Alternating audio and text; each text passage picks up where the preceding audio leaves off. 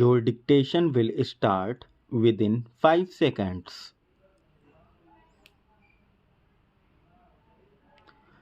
Now, the question that begs consideration in the light of the submissions advanced across the bar is whether the principles of natural justice were observed in compliance or not. As stated here in above, Rule 81 of Rule 1976 thus prescribes observance of the principles of natural justice. From a close scrutiny of the inquiry report dated 29/10/1993, it transpires that the inquiry officer has found the petitioner guilty on the basis of the reply to the charge sheet submitted by the petitioner and other documents, but not a single witness was examined by the inquiry officer in the presence of the petitioner, and also no date, time, and place was fixed by the inquiry officer. It is not discernible from the inquiry report that the petitioner was never granted any opportunity of personal hearing or cross-examine the witnesses, and in the circumstances there appears to be non-compliance of Regulation 81A of the 1976 rule, which enjoins due observance of the principles of natural justice. In this connection, Article 14 of the Constitution of India may also be referred, which clearly postulates that authority competent to pass orders is required to record reasons, which is one of the principles of natural justice governing exercise of power by the administrative authority. It is well enunciated in various decisions of the High Court and the Apex Court that the disciplinary authority has to apply his mind to the record apart from the finding recorded by the inquiry officer before coming to the conclusion whether the charge of misconduct has been proved against the delinquent. Merely asking the petitioner to submit an explanation, in my opinion, is not sufficient where it is proposed to impose a major punishment. There are two kinds of hearing: a personal hearing and a second non-personal hearing. When it is proposed to impose a minor punishment such as withholding of increments or a fine or warning, a non-personal hearing would suffice.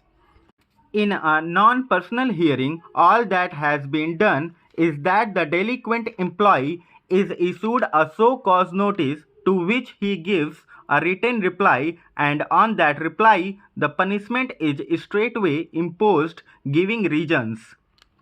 In such a case, it is not necessary to hold a full-fledged oral inquiry, giving the concerned employee an opportunity of producing his witnesses and cross-examining the witnesses against him.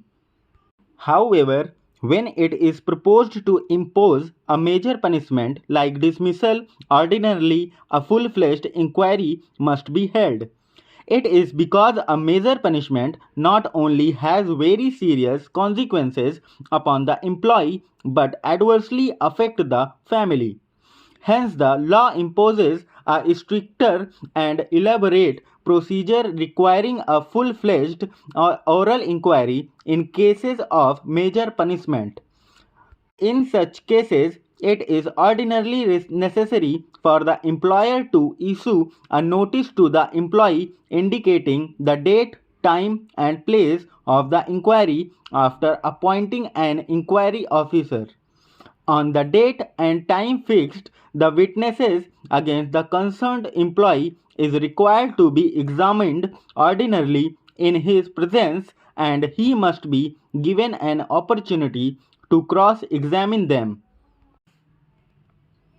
Coming to the aspect of observance of principles of natural justice, in the instant case, it is explicit from a perusal of the inquiry report that no date, time, and place was fixed by the inquiry officer. As stated here in above, it would crystallize from a perusal of the inquiry report that the disciplinary authority did not reckon that the inquiry officer did not fix any date, time, and place, and no witness was examined by the inquiry officer. The apex court has repeatedly emphasized for observance of the principles of natural justice.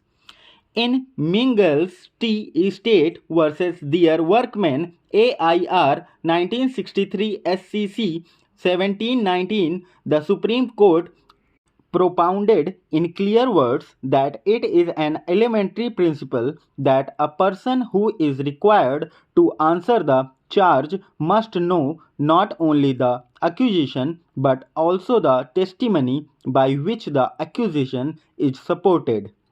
He must be given a fair chance to hear the evidence in support of the charge and to put such relevant questions by way of cross examination as he desires.